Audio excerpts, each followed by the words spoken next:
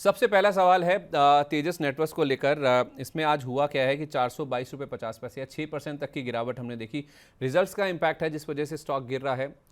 एक समय हमने देखा था मैम, तेजस नेटवर्क्स में बहुत ही शानदार मूव आया था, 500 के ऊपर भी चला गया था, ये लो लेवल्स पे आपने भी रिकमेंड किया था। लेकिन इस बार जो नंबर्स आए ना, डिसअपॉइंटिंग है, सच में निराशाजनक नंबर्स हैं। घाटा इनका बढ़ गया है साल दर साल बेसिस पर। 72 करोड़ वाला 211 करोड़ हो गया और 3 गुना हो गया ऑलमोस्ट। रेवेन्यू में भी 83% का ड्रॉप है। अब किसी कंपनी का अगर रेवेन्यू पिछले साल के मुकाबले 83% का ड्रॉप दिखा रहा है तो कोई क्या समझेगा fundamentally. I fail to understand. और अबिड्डा में भी लॉस आ गया प्रॉफिट के मुकाबले इनका। और अगर मुझे सही याद है ना, मैं सुबह भी बात कर रहा था, इनके नंबर्स में अगर आप क्वार्टर बेसिस पर देखेंगे तो ये मुनाफे में थी, शायद पिछले क्वार्टर में मुनाफे से ये कंपनी घाटे में आ गई।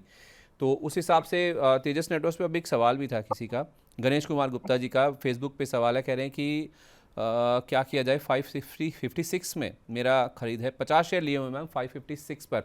तो तेजस नेटवर्क्स पे आप ही अपनी राय दे दीजिए, क्योंकि आपने ही लो लेवल्स पे रेकमेंड किया था, टारगेट भी हिट हुए थे। अब ऊपर में कोई फंसा हुआ है, जिस तरह के नंबर्स आए हैं, डिसअपॉइंटमेंट तो है। और इस डिसअपॉइंटमेंट के चलते ये 10 से 12% सरक सकता है और वहां पर दोबारा एंट्री बनाने का मौका आपको मिल सकता है, वो भी ट्रेड प्रोस्पेक्ट से। नाउ एक और इम्पॉर्टेंट चीज इस स्टॉक में जो ऑब्जर्व करने लायक है, पिछले एक साल में this stock has given like 47% की नेगेटिव रिटर्न, मतलब उतना गिरा है एक साल के दायरे पर।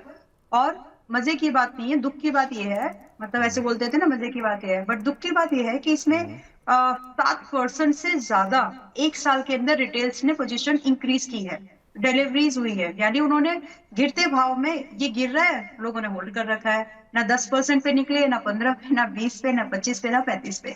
ऐसा मैं ये इसलिए बोल रही हूँ कि आपकी ये गलतियां, अगर कंपनी, अब ये क्यों भारी पड़ जाती है, अगर कंपनीज के फंडामेंटल में बदलाव अगर आपको दिखे और वहां पर आपको रेवेन्यू ना दिखे, तो ये सारी चीजें रिकवरी में बहुत मुश्किल करती है। सो बेटर यही है, एट जब भी आपका स्टॉप लॉस आपको लगता है कि नहीं बस हो गया, मैं छोड़ रहा हूँ इसको या छोड़ रही हूँ, लिव इट, तो वहां पर आपको पोजीशन छोड़ ही देनी पड़ेगी। अब बात करते हैं वापस से, ये इसलिए रेफरेंस दिया क्योंकि 50%, मोटा मोटा 50% एक साल का नेगेटिव रिटर्न, लोगों ने जिस भाव पे एंट्री बनाई सब पे रखे हुए हैं, रिटेलर्स का ही परसेंटेज बढ़ा है, एफआईआई ने तो बेचा ही है उसको, राइट। तो फिलहाल के लिए अब आपका जो नजरिया होना चाहिए, कंसिडरिंग दी नंबर्स, और डिपाएगा। अब ये वो वाला भाव नहीं है, ये वो वाला स्टॉक भी नहीं है कि जहां पर आप करंट प्राइस में पैटर्न 50 दिन के मूविंग एवरेज को रिटेस्ट कर रहे हैं, चलो खरीद ले, तो ना, नंबर्स खराब है। इस नंबर के चलते आपको यहाँ पर 10 से 12% का और डिप मिलेगा, which I am, what I am saying, कम से कम 350 370 की रेंज में एक बार फिर आ रहा है ये। वहां पर एक बार रिव्यू कर लेंगे कि क्या फर्दर प्राइसिंग में एंट्री बनती है प्राइस में या नहीं। अगर फिलहाल आपका व्यू बहुत ही शॉर्ट टर्म का है, तो आपके लिए मेरी नजर में एक स्टॉप लॉस है, और वो स्टॉप लॉस है यहाँ पर 400 रुपए का।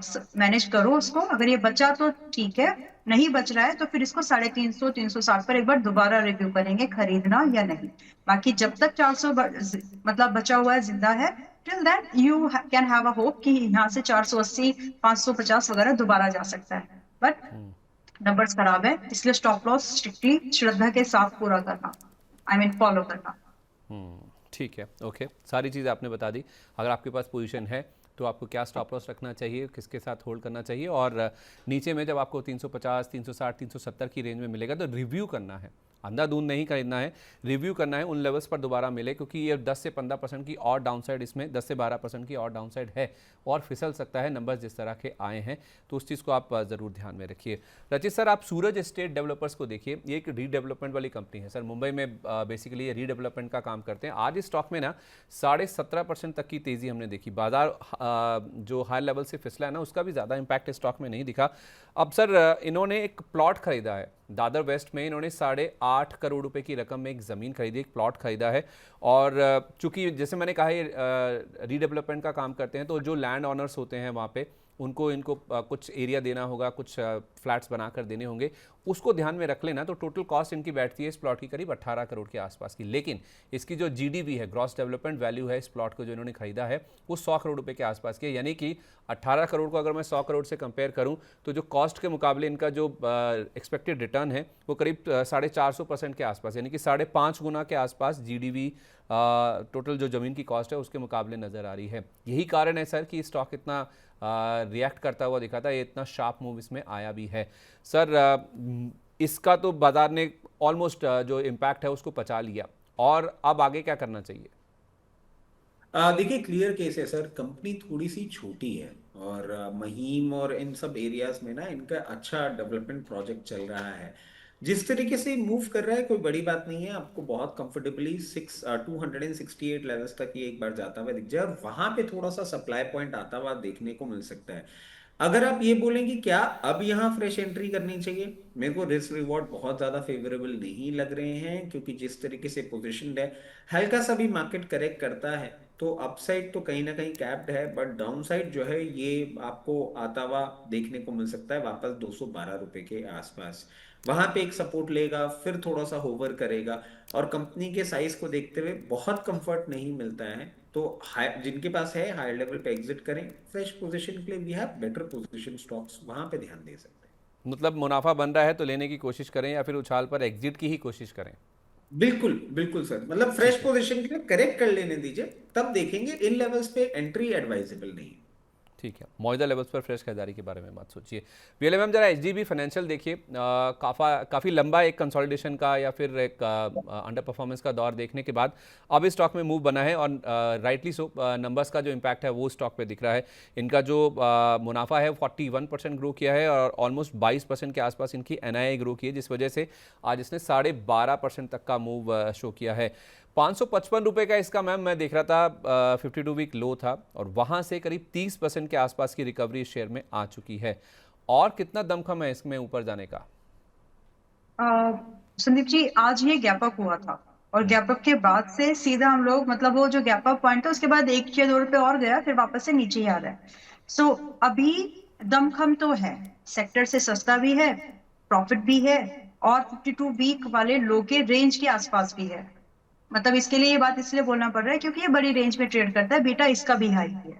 तो कहने का मतलब ये है कि आपको अगले 2-4 दिन के अंदर में एचडीबी फाइनेंशियल्स को कोशिश ये करिए कि आपको दोबारा ये मिल जाए 650 के आसपास। जब मैं आसपास बोलती हूँ तो आप 2-3% का प्लस माइनस अपने पास रखिए प्रोविजनली, क्योंकि जब किसी स्टॉक में बात ये हो रही है कि वो 10% गैप अप हुआ, मतलब थोड़ा सा आपको उसकी समझ, पिन पॉइंट एंट्री नहीं ढूंढ सकते, आप रेंज को कंसीडर कर सकते हैं इन सच केसेस।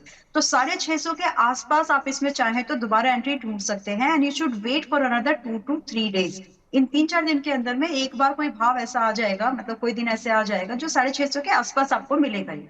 वहां आप दोबारा एंट्री बनाइए, शांति से बैठिए और इसको परफॉर्म करने दीजिए। When you are making your entry close to 650, वहां से आपको 800 850 के भाव आराम से मिलेंगे, और ये शॉर्ट टर्म टारगेट्स है। बड़े टारगेट्स की अगर बात करें एज एन इन्वेस्टर कि क्या इस स्टॉक में इतना दम है कि अगर मैं सस्ते में खरीद के 1000 तक की एक्सपेक्टेशन रख सकता हूँ, एक्सपेक्ट, ये आपका जवाब, इसका बात का जवाब मेरे पास हाँ ही है। क्योंकि आराम से बोल रही हूँ मैं कि जिस तरह से मार्केट परफॉर्म कर रहा है, इस सड़ी मार्केट, खराब मार्केट जहाँ पे सबको डर लग रहा है, ये आउट परफॉर्म करके निकल रहा है, राइट। तो आपको कम से कम 850 तो दिखेंगे ही। If you can manage to hold it, it may lead up to 1000। So good quality stock रहेगा, लेकिन सस्ता खरीदो। रही 650 के आसपास खरीदोगे तो होल्ड कर पाओगे, बिकॉज स्टॉप लॉस जो रहने वाला है अभी के लिए, फर्स्ट टारगेट के बाद रिवाइज कर सकते हैं आप कोर्स, लेकिन अभी के लिए जो स्टॉप लॉस है 590 का होगा। 590 का आप कह रहे हैं कि 850 पहले और 1000 रुपये तक भी ये स्टॉक जा सकता है, लेकिन खरीदना है, फ्रेश खरीदारी करनी है तो 650 के आसपास करें।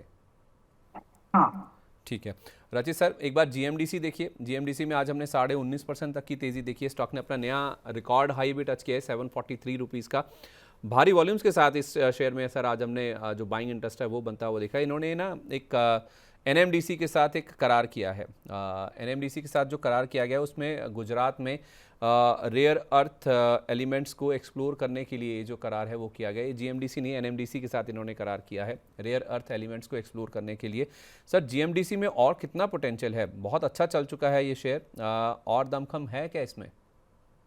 सर देखिए, जिस तरीके से पोजीशन है, इसने मल्टी ईयर ब्रेकआउट दिया है। मतलब आप ये देखिए कि 10 साल में ये लेवल्स नहीं देखने को मिले थे, इसको जो देखने को मिल रहे हैं सब, कहीं ना कहीं एक सेंस ऑफ डिस्कम्फर्ट जो देखने को मिल सकता है, वो देखने को मिल सकता है इन टर्म्स ऑफ वैल्यूएशन।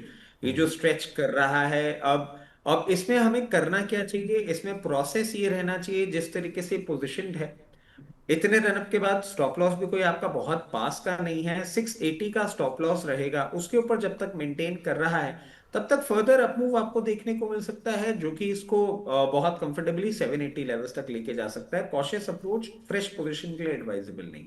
ठीक है, ओके मैम। बहुत सारे स्टॉक्स हैं जो कि आपको 52 वीक हाई पर फिलहाल नजर आएंगे। मैंने एक नैन्सी जी का सवाल होल्ड भी करवाया था, वो कह रही थी कि स्विंग ट्रेड के हिसाब से एनएलसी इंडिया और पीएफसी में से क्या कंसीडर करना चाहिए। दोनों स्टॉक आप देखेंगे ना तो आपको 52 वीक हाई पर नजर आएंगे। और इस लिस्ट में आप देखिए आज आपको कुछ मेटल नाम भी दिखेंगे। 3 नाम तो मेटल के ही हैं, हिंडाल्को, नाल्को, वेदांता। अभी हमने जीएमडीसी की बात करी, वो भी रिकॉर्ड हाई पर है। NLC India, Syrma, PFC, Hindalco, Nalco, Vedanta में से कोई ऐसा स्ट्रक्चर जो आपको बहुत पसंद हो, बहुत मजबूत हो, अपमूव और कंटिन्यू हो सकता हो जिनमें? Hindalco is one. और अभी भी टारगेट के बाद भी 950 के टारगेट, 970 के टारगेट के बाद भी होल्ड करने ही बोला था। उसके बाद फिर मैं इसको आज ही देख रही हूँ, लाइक 5-7-8 दिन के बाद आज देख रही हूँ। और आज ये मैंने चेक नहीं किया था क्योंकि सेकंड टारगेट के हम अलर्ट जनरली लगाते हैं हम लोग। फर्स्ट का ही जनरली चेज करते हैं, तो 1050 के आसपास ही आज आ गया है। अभी भी upside is very likely to continue. अगर आप सीरियस इन्वेस्टमेंट, देखिए चल चुके वाले स्टॉक में आपको समय ज्यादा देना पड़ता है, वन, या फिर आपको स्टॉप लॉस बहुत ही नपा तुला बहुत नजदीक लगाना पड़ता है, फिर बात नहीं बनती है, मतलब स्टॉप लॉस हिट हो जाएगा। तो रादर ये करने के बजाय थोड़ा सा पैसा कम लगाओ, यानी क्वांटिटी कम खरीदो, लेकिन अगर मजबूती लग रही है स्टॉक में तो होल्ड करके चलना चाहिए। हिंडाल्को बाय एंड होल्ड अभी भी है, हालांकि मेरे सेकंड टारगेट पर है ये। बट डिस्पाइट ऑफ दैट मेरी इच्छा नहीं है कि मैं इसमें यहाँ पर आप लोगों को अभी भी प्रॉफिट बुकिंग के लिए बोलूं। यहाँ पर अपसाइड का मूवमेंट अभी भी लगता है मुझे 1200 और 1350 का अभी भी इंटैक्टेड है। तो अगर आप प्लान करना चाहते हैं तो प्लान करिए। 70% का फ्रेश पोजीशन यहाँ पे बनाई जा सकती है, रिमेनिंग को बचा के रखो। आया तो करेंगे, नहीं तो छोड़ देंगे, क्योंकि महंगा है। रही बात स्टॉप लॉस, महंगा मतलब प्राइस चल चुका है इसलिए महंगा है। स्टॉक वैसे महंगा नहीं है मूवमेंट की पॉसिबिलिटीज के अनुसार। स्टॉप लॉस जो है अभी के लिए आपका 930 का है, और जैसे ही आपका 1200 निकले उस समय आप अपने चाहे तो क्वांटिटी को बुक करें, वरना मैं 1200 1350 इसको आते हुए देख रही हूँ दिसंबर 2026 तक, और ये पॉसिबल लगता है। तो ये एक स्टॉक में है जो मुझे लगता है कि खरीद कर जाना चाहिए, और मतलब गुड मूव होगा, हाथ नहीं आएगा। फिर अगर आपको खरीदना है तो सही समय पर एंट्री बनाने की कोशिश में रहिए। बाकी मैं फिर से बोल रही हूँ, हिंडाल्को मेरे सेकंड टारगेट के ऊपर है right now. Since we recommended this, it may be like 20-25% kind of, but मेरा व्यू अभी भी इस पे इंटैक्टेड है।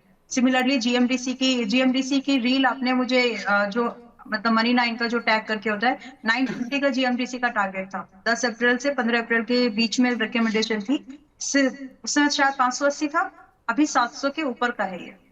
950 के टारगेट दिए थे। फरवरी से अप्रैल तक बड़ा मूवमेंट हो चुका है, बट अभी भी मेरी प्रॉफिट बुकिंग की इच्छा वहां पर नहीं है।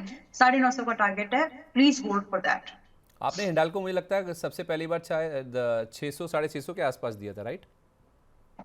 वो तो बहुत मतलब वो 6-7 महीने पुरानी बातें हो गई।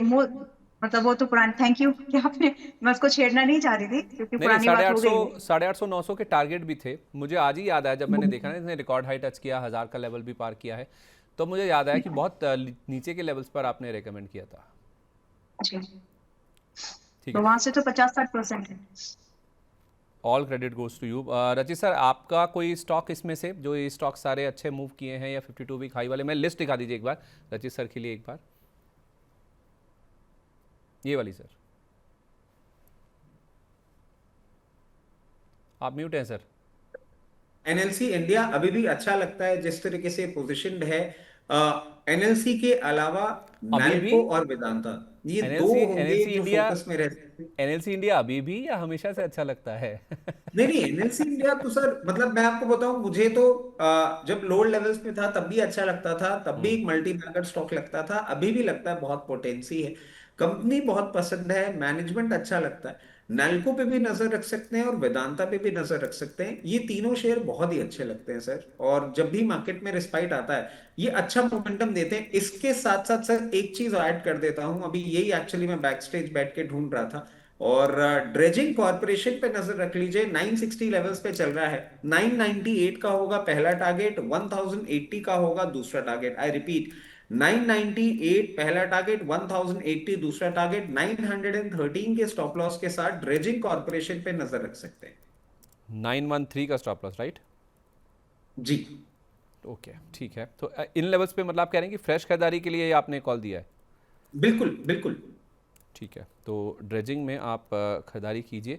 अभी एक बार स्क्रीन पे दिखा दीजिए ड्रेजिंग का स्टॉक क्या लेवल पे है अभी। तो टारगेट इसमें 998 का और 1080 का है, और 913 रुपये का आपको स्टॉप लॉस रखना है। तो ड्रेजिंग में एक और आपने स्टॉक ऐड कर दिया सर इस बजिंग वाली लिस्ट में, जहां पर आप खरीदारी करके चल सकते हैं। चलिए रचित सर, एक स्टॉक और है जिसमें हमने शायद पहले भी एक बार बातचीत करी है, वो है मॉसचिप का। मॉसचिप में सर आज हमने देखा है कि 0.75% तक का अप मूव था, 196 रुपये 55 पैसे तक ये गया। इन्होंने एक कंपनी का अधिग्रहण किया है सर, थोड़ा मुश्किल है इसका नाम लेना, वेया ऐसा कुछ नाम है, वेया लैब्स करके, स्क्रीन पर आपके चलता हुआ दिख जाएगा। 243 करोड़ रुपए में सर इन्होंने 73% स्टेक खरीदने को मंजूरी दी है, और एक महीने में आप देखें ना सर, ये शेयर करीब 17% के आसपास चढ़ चुका है मॉसचिप की जहाँ तक बात है। तो सर मॉसचिप में इस न्यूज़ फ्लो के आधार पर और जो प्राइस मूवमेंट हुआ है, अभी क्या करना चाहिए? Sir it is about to hit a crucial supply point 194 levels पे ना, इसका 200 डे मूविंग एवरेज है, वहीं पे ये होवर कर रहा है। जैसे ही ये ब्रेकआउट देगा फिर आपको और अपवर्ड मोमेंटम कंटिन्यू होता हुआ देखने को मिल सकता है, जो कि 216 एंड 232 लेवल्स पे लेके जा सकता है। 193 को हिट करने का एक बार रीटेस्ट करने के लिए 176 लेवल्स पे आ सकता है, बट उसमें डरने वाली कोई बात नहीं लग रही है। आप आराम से अपनी पोजीशन मेंटेन कर सकते हैं अगर आपके पास है, अगर नहीं है तो स्टैगर्ड मैनर में करिए, यहाँ पे थोड़ी सी कर लीजिए, कूल ऑफ करता है तो थोड़ी सी और पोजीशन बना लीजिएगा। स्टॉक वापस रिवाइवल के केस दिखा रहा है, तो अकॉर्डिंगली मैनेज कर सकते हैं। तो होल्ड करें और धीरे धीरे खरीदें भी आप कह रहे हैं? बिल्कुल बिल्कुल सर। ओके, टारगेट 213, 216 और 232 का, 176 का स्टॉप लॉस। बिल्कुल।